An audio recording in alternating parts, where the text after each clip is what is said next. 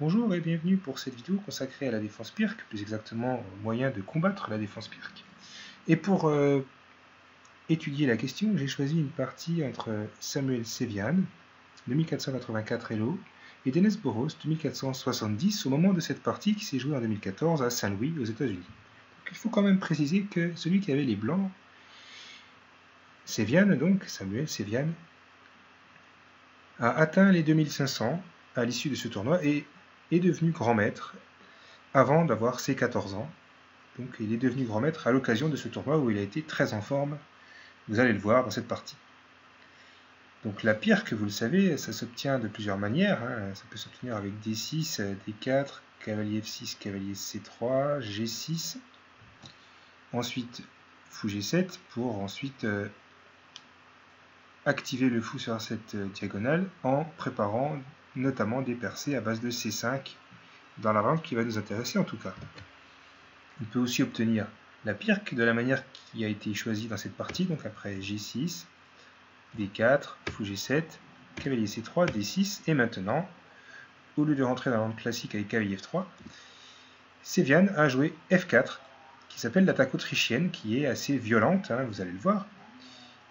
Et après cavalier F6, cavalier F3, on entre dans la position de départ de cette ouverture. Donc là, Boros a choisi Petit Roc, qui est la ligne principale, et maintenant, évidemment, les chemins commencent à diverger. Il y a plusieurs moyens de continuer. Fou E3 est un moyen agressif, mais il y a aussi, entre autres, le coup le plus direct, qui est E5, choisi dans la partie par Samuel Sevian. Je ne vais pas rentrer dans les détails ici, mais l'idée de ce coup, en fait, c'est évident, c'est de gagner de l'espace.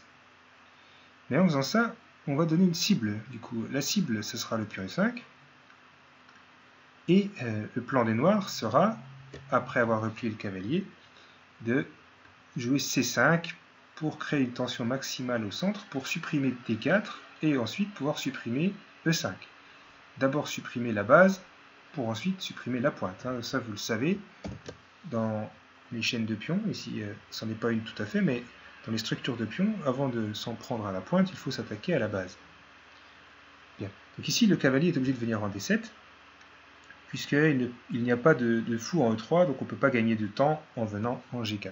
Il n'y a pas de fou encore développé, donc le cavalier D7 est le plus raisonnable. Donc on a chassé le cavalier, c'est-à-dire qu'on a chassé un défenseur ici. On a chassé un défenseur de la case H7 en particulier et du roc.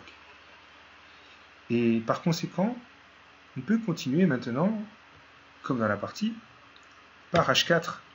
Et ça montre la relation entre le centre et l'aile. Justement, ce coup d'attaque montre la relation entre le centre et l'aile. Et montre aussi quand même que Sevian ne se dégonfle pas dans cette partie. Vous allez le voir.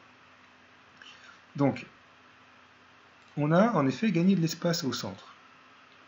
Pendant qu'on a cet avantage d'espace, on va s'employer à pousser, ouvrir la colonne H, pour ensuite placer la dame sur cette colonne, dans la partie, vous allez voir sur quelle case, pour ensuite créer des menaces directes sur la colonne H, en particulier sur la case H7, étant donné que le cavalier ne peut plus revenir en défense en F6.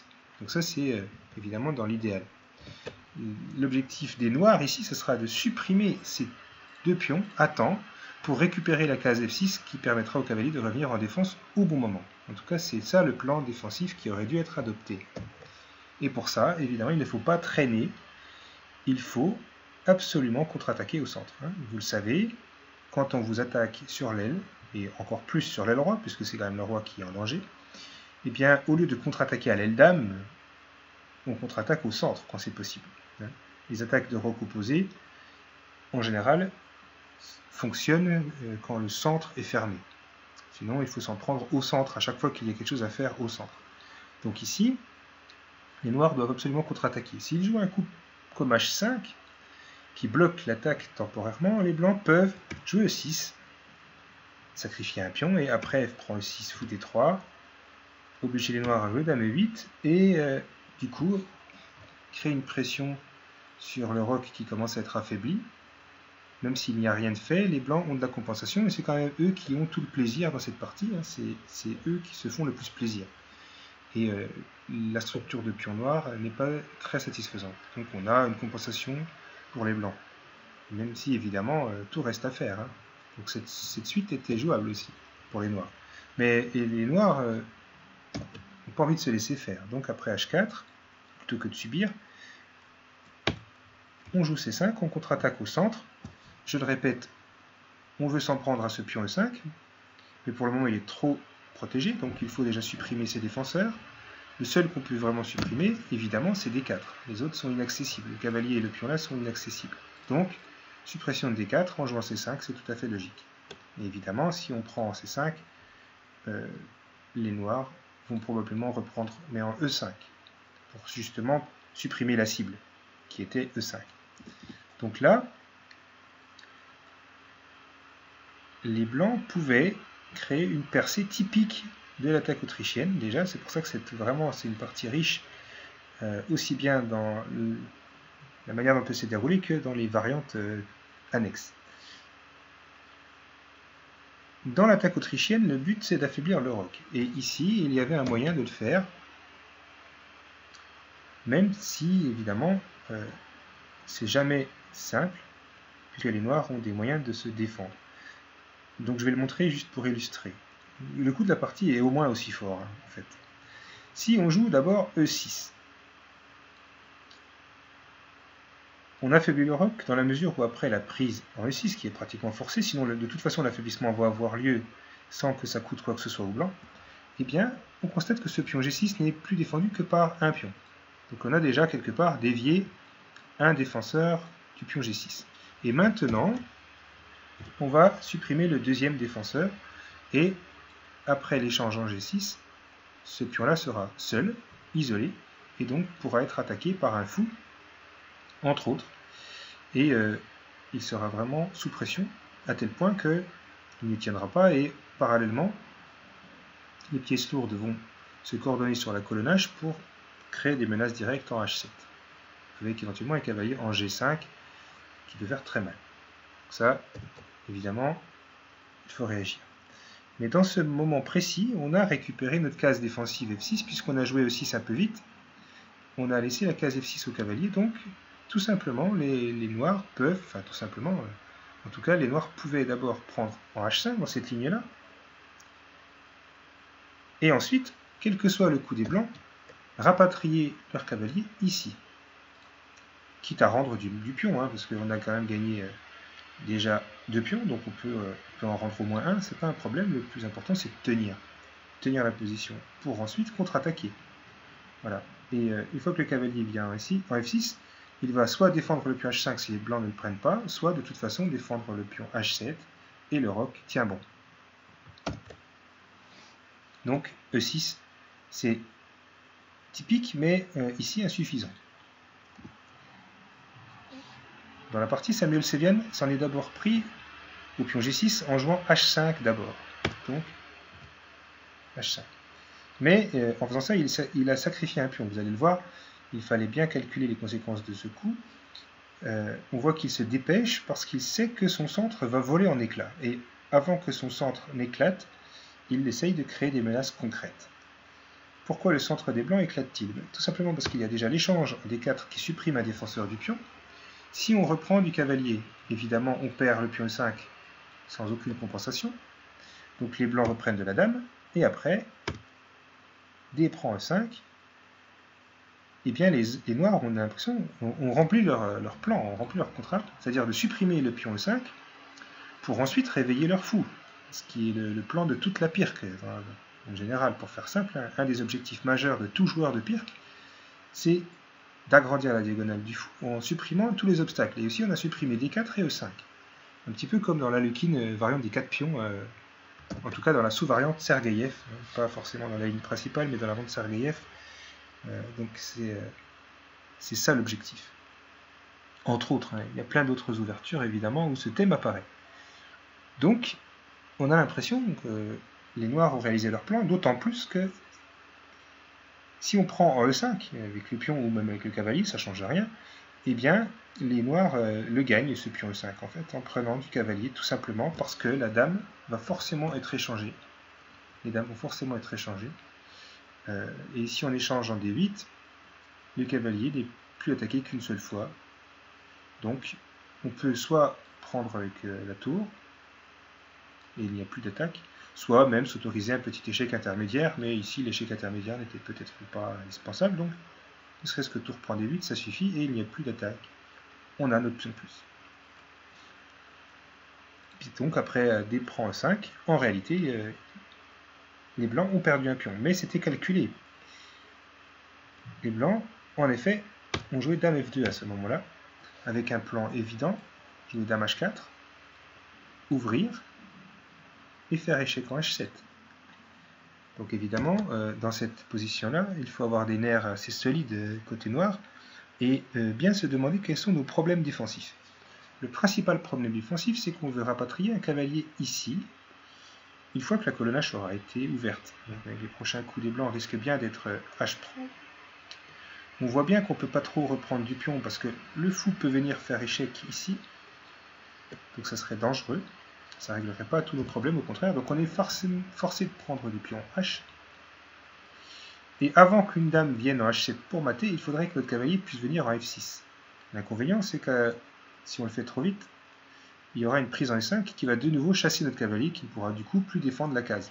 Évidemment, je simplifie un petit peu, mais c'est ça l'idée principale. Donc il fallait déjà penser à empêcher un pion de reprendre en E5. Première chose. Deuxième chose, on a un pion de plus. Et ce pion de plus, il est très utile parce qu'on va le rendre, justement. Il aurait fallu le rendre rapidement. Et dernière chose qu'il fallait constater, c'est que si on laisse les blancs reprendre, ou même si on prend en F4, ça fait revenir en jeu ce fou, qui va d'abord soit prendre en F4, soit ensuite un jour directement aller en H6 pour s'échanger quand on aura ouvert la colonne H.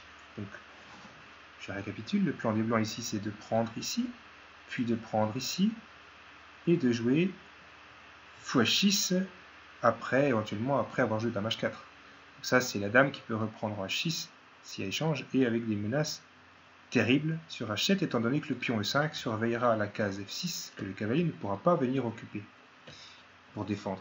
Vous voyez, donc tous ces coups-là sont liés. La seule manière, finalement, de se défendre de manière satisfaisante, c'était soit de prendre F4, mais en faisant ça, du coup, on active le fou de case noire. On a peut-être notre pion de plus, mais on ne va pas en profiter bien longtemps parce que les menaces vont vite arriver. Hein, Dame H4, fou H6 éventuellement, vont créer des vraies menaces. Et en plus, le cavalier, quand il va venir en F6, pourrait bien se faire dévier à un moment donné par un cavalier en E4, par exemple. Hein. Sachant que dans l'histoire, il y aura aussi grand roc de la part des blancs éventuellement. Donc on a vraiment un jeu ici très dangereux qui fait penser un petit peu au niveau des thèmes d'attaque sur le roi, en tout cas au dragon, dans une bonne version, en tout cas pour les blancs. Donc ça, ce n'est pas satisfaisant, il y a trop de jeux. Ça peut tenir éventuellement, mais le plus intéressant, c'était surtout de rendre le pion en jouant E4, parce qu'en jouant E4, on maintient le pion F4 en place et du coup le fou bute sur ce pion et ne peut pas se joindre à l'attaque. Ça va prendre trop de temps du coup. Dernière chose, on pousse le pion, on le rend, mais on force la réponse des blancs. Alors, les blancs sont soit obligés d'enlever leur cavalier, soit de prendre. Donc ils n'ont pas le choix des coups, ils n'ont pas le temps de prendre ici par exemple.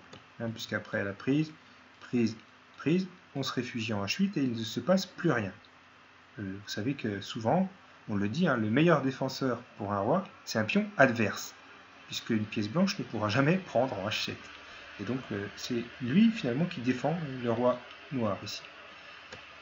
Dans cette position, il faut toujours vérifier s'il n'y a pas un cavalier qui peut venir quand même, parce que si un cavalier peut venir faire échec ici, par exemple, ça peut vite faire mal. Mais là, c'est pas le cas. Donc, après E4, sur cavalier prend E4, on peut jouer cavalier F6, par exemple, qui force l'échange, et après cavalier prend F6, évidemment on ne reprend pas du fou, mais du pion. Parce que si on reprend du fou, on peut ouvrir la colonne, et jouer cavalier G5, suivi de Dame H4, avec de nouveau des menaces de mat.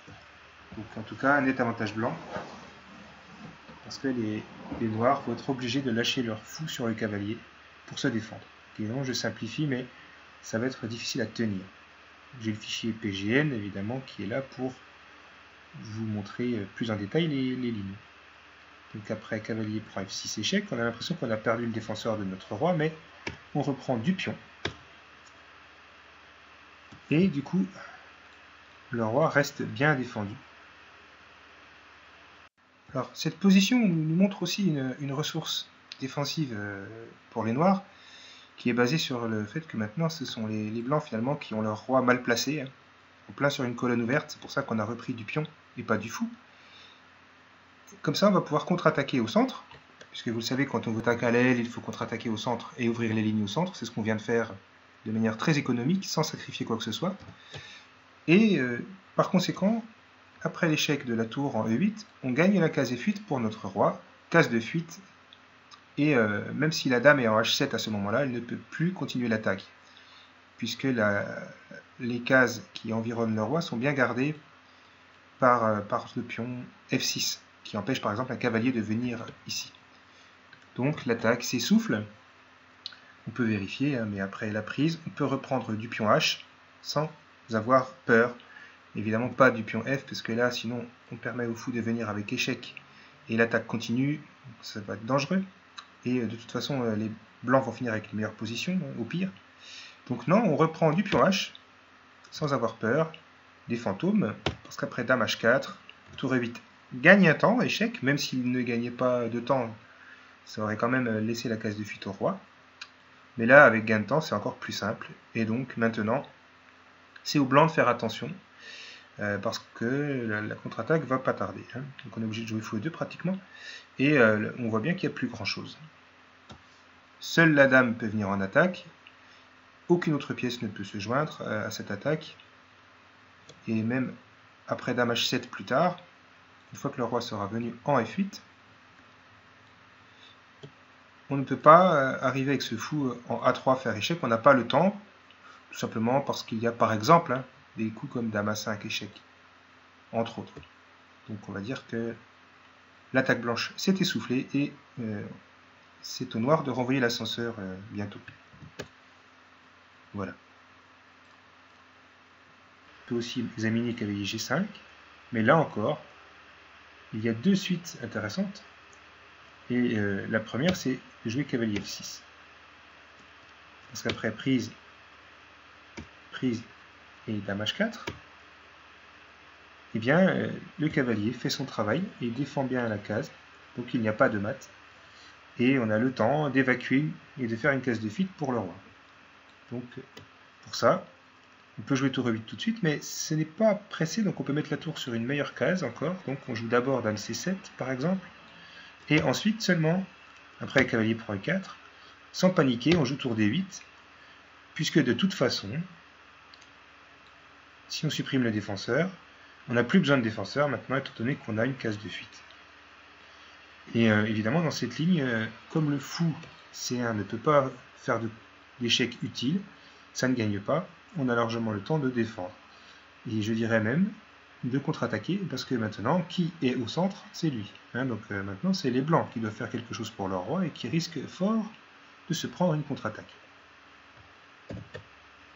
Donc tout sacrifice ici est voué à l'échec, puisqu'on a le centre qui est maintenant ouvert. Et ce sont les noirs maintenant qui ont l'initiative, si les blancs s'acharnent à attaquer. Bien, donc E4 était une suite possible. Au lieu de ça, l'adversaire de ce prodige américain a préféré jouer dame B6. On ne peut pas le critiquer pour ça. Il n'a pas forcément vu jusqu'où ça pouvait le mener. Et après dame B6, évidemment, on refuse l'échange des dames et on joue dame H4 pour renouveler les menaces de prise et de mat, ou en tout cas d'échec en H7. Donc maintenant, les noirs gardent le pion et prennent en F4, pensant que les blancs ne peuvent pas reprendre du fou. Parce que la dame est venue ici, non seulement pour proposer l'échange de dames, mais aussi pour faire pression sur ce pion, pour empêcher ce fou de partir, parce que ce fou doit rester au contact du pion. En effet, si la dame prend en B2, si on laisse la dame prendre en B2, on va perdre soit le cavalier, soit la tour.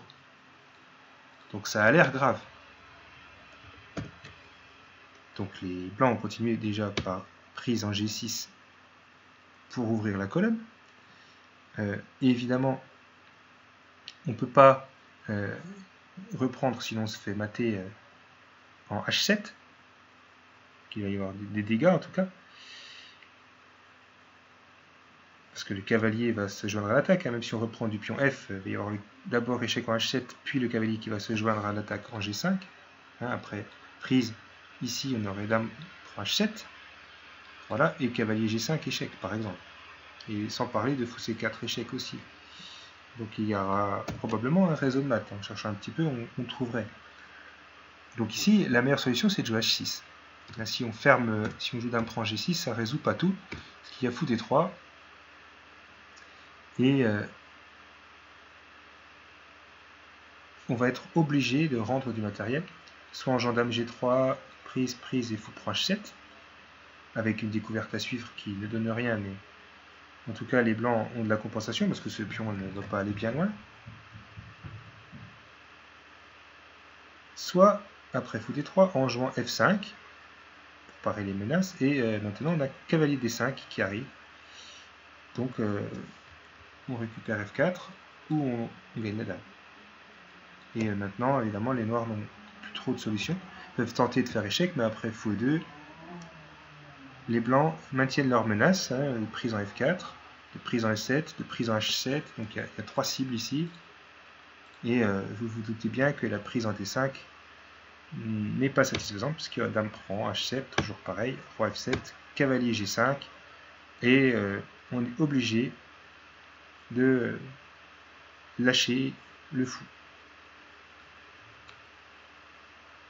Donc on est obligé de jouer roi E8, et après dame prend G7, on a une position désespérée.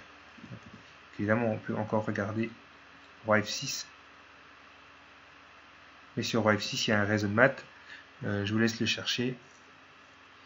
Il n'est pas bien compliqué à trouver. En tout cas, on va faire monter le roi au centre, et forcément, quand le roi commence à arriver au centre, c'est pas très bon signe. Donc, je vous laisse chercher le réseau. Donc, vous trouverez la solution dans le fichier PGL. Bien. Donc, revenons à la partie. Après H prend G6, du coup, les noirs ont fermé le jeu en jouant H6, qui est une ressource quand même assez fréquente, hein, ça gagne du temps. Et on espère pouvoir tenir, parce que quand même, pendant ce temps-là, c'est le roi blanc qui est au centre, donc peut-être qu'on va réussir à contre-attaquer avec notre dame, éventuellement notre fou, et éventuellement des pièces qu'on arriverait à sortir à temps. On se dit avec les noirs que de toute façon, les blancs n'ont pas le temps de ramener le fou en attaque, parce que ce fou, s'il prend en F4, on a dit qu'il y avait dame prend B2, et on perd forcément le cavalier ou la tour sur échec en plus. Donc pas de souci à se faire. Les blancs ont réfléchi ici et ont joué fou prend F4. Alors fou prend F4, objectivement, c'était pas le meilleur coup, mais du point de vue psychologique, ça a dû avoir un impact sur l'adversaire quand même, étant donné qu'il a mis sa dame précisément pour empêcher ce coup. Il a placé sa dame en B6 précisément pour empêcher fou prend F4. Et les blancs le jouent quand même. Ça veut dire que soit ils ont fait une gaffe, soit ils ont vu très loin. Et ils ont vu très loin. Cela dit, objectivement, il y avait un autre moyen de prendre l'avantage de manière quasi décisive, c'était de prendre roi F7, et après tour pour F7, de jouer fou C4, ce qui forçait E6, et après on peut jouer tout tranquillement fou D2, avec quand même beaucoup de jeux. Le plan, c'est de jouer grand roc par exemple, et ensuite de prendre F4. Ça peut être une des idées.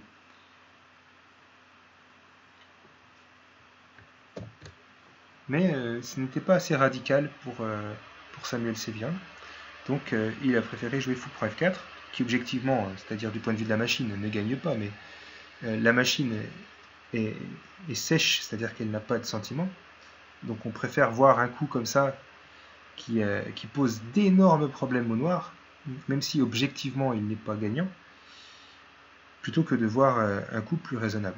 Puisque de toute façon, fou pour F4 pose de tels problèmes que les noirs ne peuvent pas forcément les résoudre sur l'échiquier. Et c'est ça qui compte finalement. C'est pas la vérité de la position qui compte ici, c'est vraiment qu'est-ce qu'on en fait concrètement et quel est l'impact psychologique de fou pour F4. Psychologiquement, fou pour F4 a dû être très dur à encaisser. Et de toute façon, quand on est confronté à un choc comme fou pour F4, il faut rester campé sur son idée. On est venu avec la dame ici pour prendre en B2, donc il faut aller jusqu'au bout de son idée. Il faut en gros payer pour voir, comme dit l'expression. Donc, dame prend B2. Boros dit d'accord, j'encaisse la pièce. Et j'encaisse la pièce puisqu'on ne peut pas défendre à la fois le cavalier et la tour. Donc ici, les blancs ont montré quelle était leur idée. Leur idée, c'était de joindre encore une pièce supplémentaire à l'attaque, le cavalier. Cavalier D5. On arrive sur la case E7. Mais aussi en contact avec la case F6. Ça veut dire que si jamais ce cavalier, un jour, essaye de revenir en défense, dans une variante d'attaque qui pourrait survenir, eh bien on pourrait l'échanger sur échec. Et du coup, certaines cases importantes du roc, en particulier H7, ne seraient plus défendues et pourraient être accessibles pour la dame. Vous voyez donc, c'est une des idées. Donc évidemment, la dame prend un échec, et maintenant roi F2. Donc le roi D2 était paradoxalement beaucoup plus précis, mais c'était pas le premier coup auquel on aurait pensé, parce que le roi au centre, quand même, n'inspire pas confiance. Donc roi F2, c'est un petit peu imprécis aux yeux de l'ordinateur, mais ça reste quand même intéressant. Et là, les noirs ont répondu le meilleur coup, cavalier C6, donc poursuivant leur développement, pour éventuellement ramener du monde au contact de la case 5, notamment pour essayer d'échanger lui et de forcer l'échange de G6 aussi. Donc les blancs n'ont pas le choix, ils poursuivent leur attaque en jouant fou D3. Gain de temps sur la dame. Les noirs ont une tour de plus. Une tour et un pion. Et là, c'est le tournant de la partie.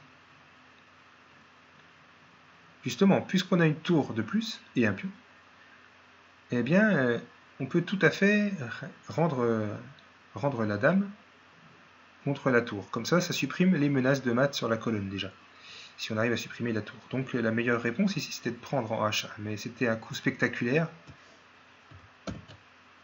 Et en analysant la position comme ça, on se rend compte quand même, enfin on a l'impression en tout cas, pardon, que l'attaque des blancs va vite s'essouffler si la dame reste sur cette diagonale. Si la dame reste sur cette diagonale, la suite va être difficile à conduire pour les blancs. Je m'explique. Si jamais les blancs, par exemple, prennent en H6, eh bien on n'aura qu'à échanger et à ramener la dame en G7. Et ça tient. Il n'y a plus d'attaque. Les cavaliers contrôlent bien la case 5 aussi, donc pas d'accès pour les pièces blanches, pour finir l'attaque. La case 7 est bien défendue par le cavalier, donc pas d'échec traître en E7. Donc vraiment, on a l'impression que ça tient. C'est pour ça qu'il n'y a pas de motif ici de s'inquiéter pour les noirs qui ont préféré du coup jouer dame B2. Alors qu'en réalité, je le répète, le seul coup, et ce qui était aussi spectaculaire, excellent, c'était dame prend H1, et après dame prend H1, on pouvait se soulager au niveau de la défense. Même après, fou prend H6 finalement, on garde l'équivalent d'un pion de plus, on a les 2 tours pour la dame, les 4 pièces de part et d'autre, mais moins d'attaque. Alors attention, il y a quand même encore de l'attaque, hein. Les blancs vont probablement récupérer ce pion-là, mais on a du jeu quand même, on a du jeu pour les noirs, on va pouvoir activer le reste de nos pièces. Par exemple, le cavalier en C5. Donc sacrifier la dame ici, ou en tout cas rendre la dame, était le meilleur coup. Mais après dame B2, objectivement, en analysant, on ne voit pas trop comment les blancs peuvent continuer l'attaque. Donc si vous voulez mettre pause, vous pouvez chercher comment faites-vous avec les blancs pour continuer l'attaque. Et il y a un seul moyen de continuer cette attaque de manière satisfaisante, sachant qu'on a une tour de moins. Donc il ne faut pas traîner. Donc vous pouvez mettre pause et on va continuer sur la solution. Donc je l'ai dit, le problème qui se pose ici, c'est que sur fou prend H6, les noirs ont le choix entre plusieurs solutions satisfaisantes. Et une d'entre elles, toute simple, c'est de prendre, tout simplement, hein, et après dame prend H6, de replier la dame en G7, car on n'a plus rien ici. On a juste une tour de moins avec les blancs, et on n'arrive pas à mater. Donc, le problème qui se pose pour les blancs, c'est de dévier la dame de la diagonale. Donc, le coup clé, c'est fou C1. C'est un coup incroyable, hein, dans une position comme ça. Mais la dame n'a plus de case sur cette diagonale. Ou alors, elle est obligée de venir en A1. Et dans ce cas-là, il y a fou prend H6 qui crée une découverte sur la dame. Et du coup, on est obligé plus ou moins de rendre la dame. Dame prend. Dame prend. Ce qui ressemble à la vente qu'on a vu tout à l'heure, à cela près qu'on a pris en H6. Donc on a un temps de plus. Et par conséquent, ça nous avantage, parce qu'on crée des lourdes menaces qui ne peuvent plus être pareilles maintenant. En tout cas, pas facilement. Donc il y a probablement un réseau de maths ici. Donc après fou C1, on peut dire que les blancs sont gagnants. La dame ne peut plus rester sur cette diagonale, et l'attaque va donc se terminer rapidement. Il s'en est suivi dame prend A2, fou prend H6, et le mat est imparable. Les noirs ont essayé de continuer par cavalier C5 pour au moins échanger le fou en D3, en plus en se disant qu'ils menaçaient de gagner encore une pièce puisque le pion est cloué. Mais les noirs sont fichus, les blancs s'en fichent complètement, ils jouent fou prend G7, parce qu'après cavalier prend D3 échec, roi G3, il n'y a plus d'échec du tout, la dame est sur les mauvaises couleurs, et on va se faire mater en H8, quoi qu'il arrive, ou en H7, mais plus probablement en H8. Donc, si le roi prend en G7, on se fait mater en H7. Voilà. Mais en tous les cas, il y a mat. Parce qu'après F prend G6, on se donne une case de fuite en F7. Et donc, il suffit de contrôler cette case de fuite pour mettre fin à l'attaque, en vérifiant bien qu'il n'y a pas d'échec. Et donc, il reste un coup plein de sang-froid, qui est cavalier G5, avec mat au prochain coup. Donc, abandon, ici. Donc une partie vraiment magistrale de ce jeune prodige, hein, qui, je le répète, est devenu grand maître à la suite de cette partie et du tournoi de Saint-Louis, dont cette partie est tirée. Donc quand même, on peut souligner la position du roi, ici, qui a l'air très exposée, mais qui ne peut être visée par aucun échec. Et au prochain coup, il y a mat, au choix en H7, ou de manière imparable en H8. Voilà, donc ce roi prend. Il y a dame H7 mat, et sur tout autre coup, il y a dame H8 mat. Voilà. Donc, ce sera tout pour cette vidéo. Une partie exceptionnelle du jeune joueur américain qui fait penser un petit peu dans cette partie à Bobby Fischer quand même. Voilà. Donc ça sera tout pour cette vidéo.